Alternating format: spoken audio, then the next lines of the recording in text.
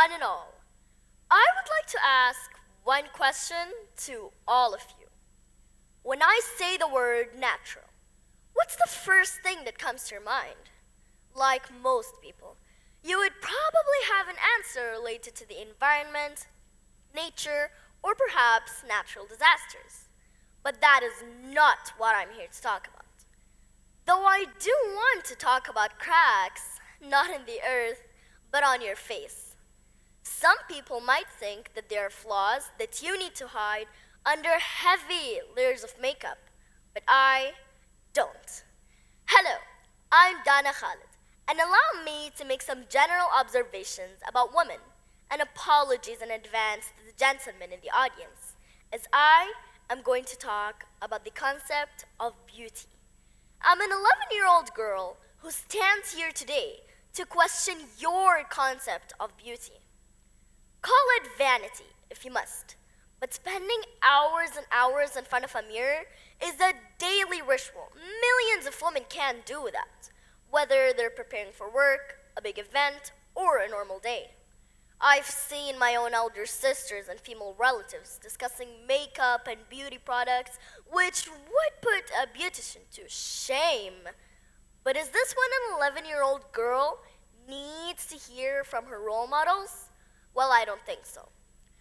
This made me inquisitive, so I did some research and found out that archaeological evidence shows that the Egyptian women were dolling themselves up as early as 4000 BC. This was mainly, or at least in good part, to please the gods, which were the pharaohs, as the women felt that their appearance was directly related to their spiritual worth. So, the Egyptians created the first cosmetics. Back to the modern era, you're short, you're fat, you're ugly, you're fair, or you're dark. Many girls might have faced these comments from their well-wishers in the family, but have we really asked ourselves, what's the real definition of beauty, especially natural beauty? I believe that natural beauty not only means your outer appearance, but includes your inherent beauty as well. It encourages natural hair color, inner beauty, healthy skin, natural makeup shades, and a body full of vitality. But most importantly, the scars on your face or a birthmark on your body. Natural beauty means you embrace your inborn magnificence and work with what you have instead of fighting it. Go through the magazines today, and you will see how beauty standards are often defined in terms of hairstyles, skin color, and body size. Beauty standards have been a major issue for many years now, and women have been willing to change their bodies over and over again just to please themselves and others. For decades, what is seen as beautiful is centered around a woman's weight and size. Today, that standard is often defined as being thin. However, achieving these standards can often be expensive, can lower self-esteem, and moreover, can be a threat to a woman's health and life.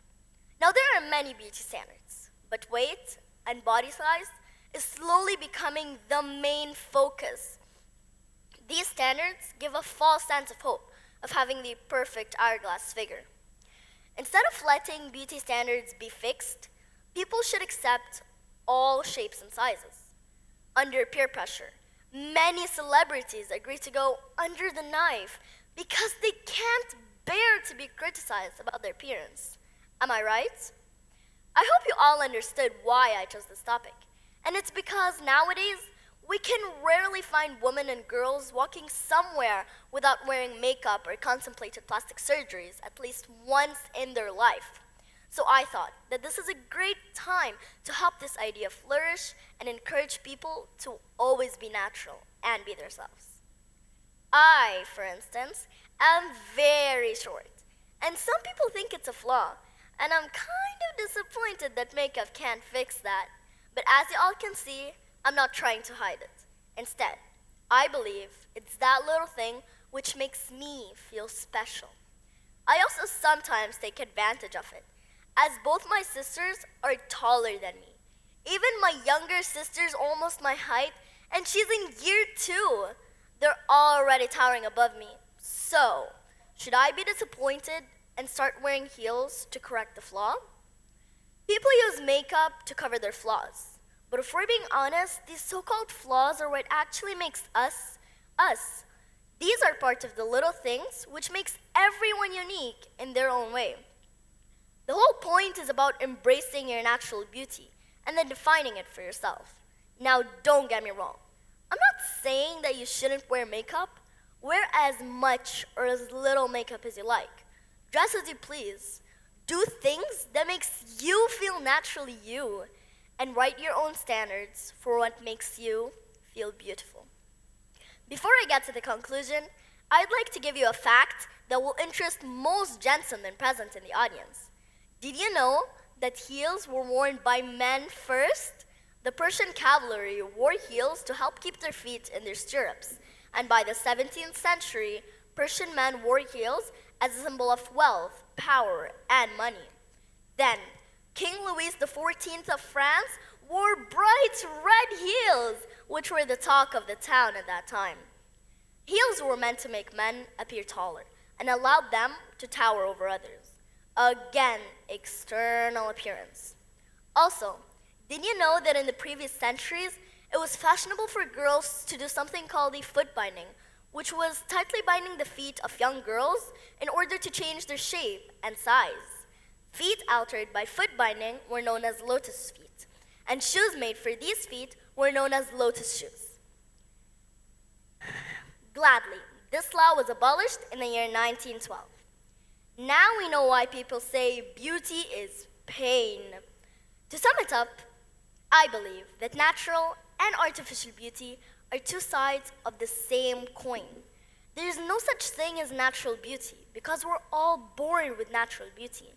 Natural beauty comes from within. It's the way your heart beats, or the way your lungs breathe, or the way your brain thinks. It's what makes us alive and free. Artificial beauty, on the other hand, comes from outside influencers, from society or media or culture or advertising, and it can be anything from a great pair of glasses to a beautiful dress or a new hairstyle. Artificial things can make us feel better about ourselves, but they can never make us feel truly human. To conclude, I dare you to go without makeup for a month, and you will see a newfound confidence growing in you. And believe me, being human is being natural. And that, my friends, is beautiful. Thank you.